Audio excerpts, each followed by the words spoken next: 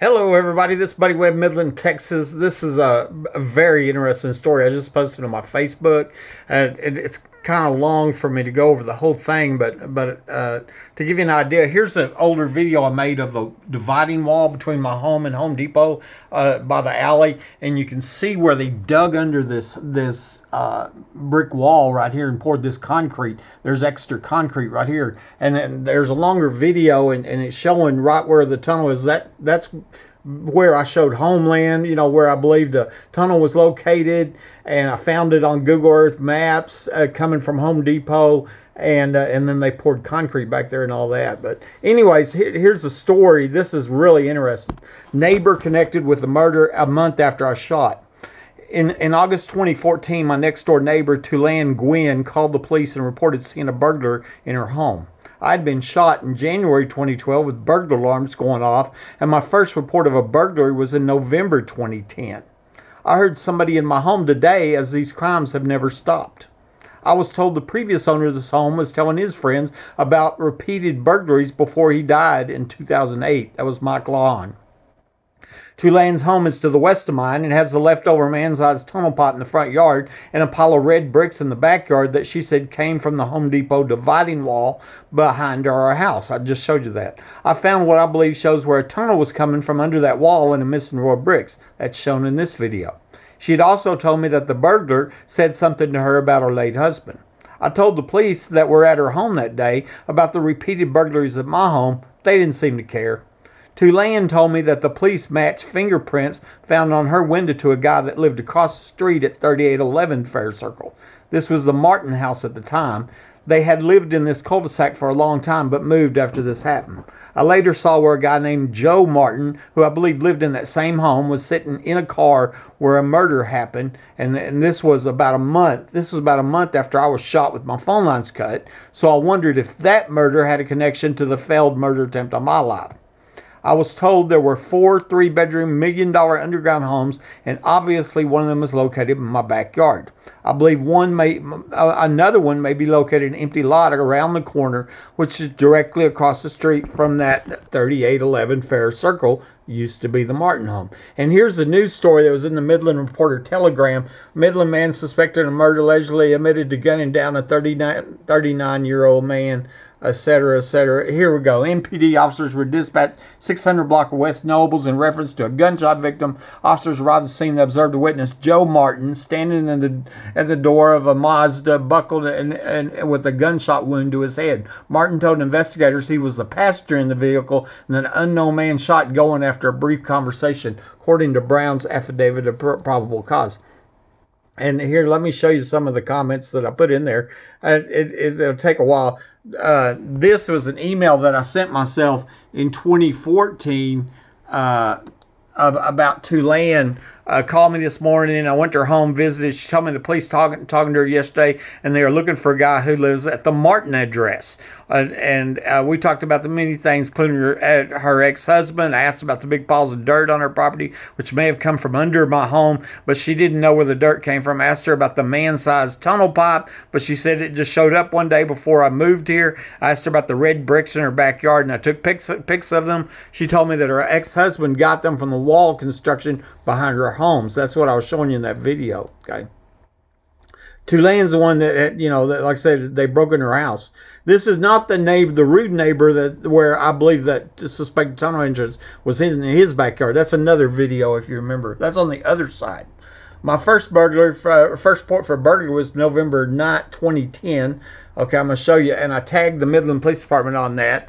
And what they do, I found this out already, is they don't investigate. They falsely label the crime victim as crazy, and that's part of this organized crime. And the one that was doing it that called me crazy was A. Corson, and they promoted him to be over internal affairs. So if I reported corrupt police to him, that's who it would go to. And as far as I'm concerned, he's one of the corrupt police.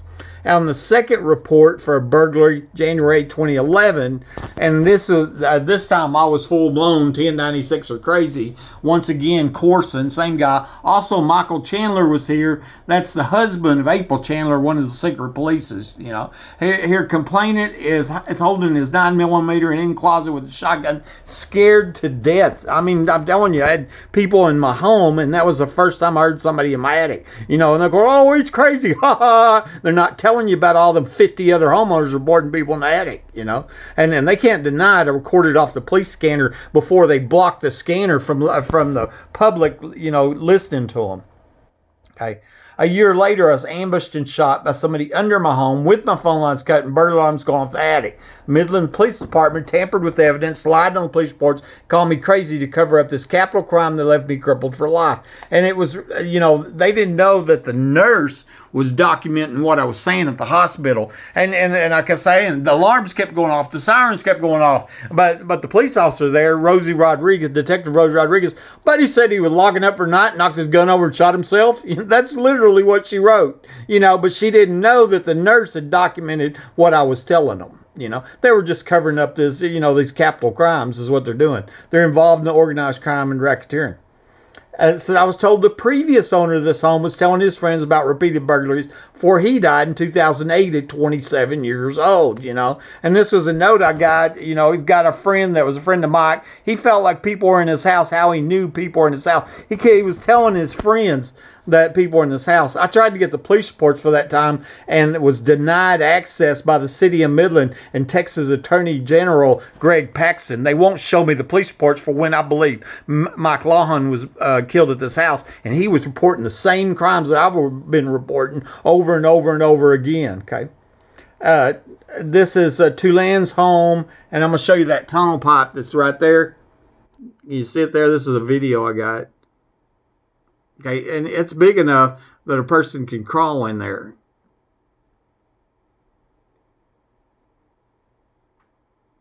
It was a friend of ours. We were making a video and talking about this man-sized tunnel pipe. That's a leftover piece. I suspect some of that might be installed at my home. And then here, Christy asked, did this head shooting have anything to do with the guy running down the alley? You know, and I said, well, that's in 2016, and it's on the fence over there on the brick wall, and they're bouncing. The cars are moving. It's coming down the alley. Okay, now there's a person running. Look, they're running. They're running down the alley. Okay, they're down there at the end. They got their hands. See the car? They're like, don't shoot, don't shoot. Did they get hit? I don't know. So she's asking if that was connected, and I think all the crimes and murders around West Texas are connected to the same crime ring, but that was in 2016, and this murder and me being shot, the premeditated murder attempt in my life was in 2012.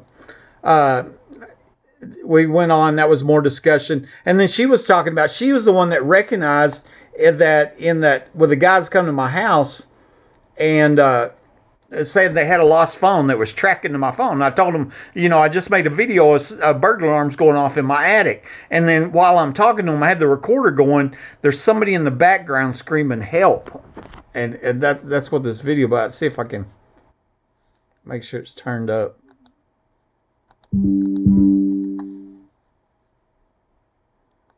Okay. I can't hear it. I don't know if it's not. I can't hear anything. I don't know why, but I'm not going to mess with that. Anyway, you can watch that and help me. You can hear it in the background, somebody screaming that got caught on video. Tulan told me that the pile of red bricks in her backyard came from the wall in our alley. And I'm going to show you, this is in our backyard. There, hear it? Now it's coming in. Took long enough, didn't it? Did you hear that? Okay. Sorry about that. It's just how that is, I guess. Okay. And across the street, I think there's an underground home around the corner, half block away, I was told, and that's across the street from that Martin home, or the former Martin home at 3811 Fair Circle. It's right here. and Rhonda Denman Rogers told me it was under a half block away. This is a deed history map of all the neighbors lived here. Obviously, there's only 9 homes in this cul-de-sac. So obviously, somebody that used to live here knows something about crimes and murders connected with underground homes and tunnels, right? I mean, that just makes sense. There's the Midland Police Port, and there's showing them pouring concrete. Lots of stuff here. Buddy Webb, Midland, Texas.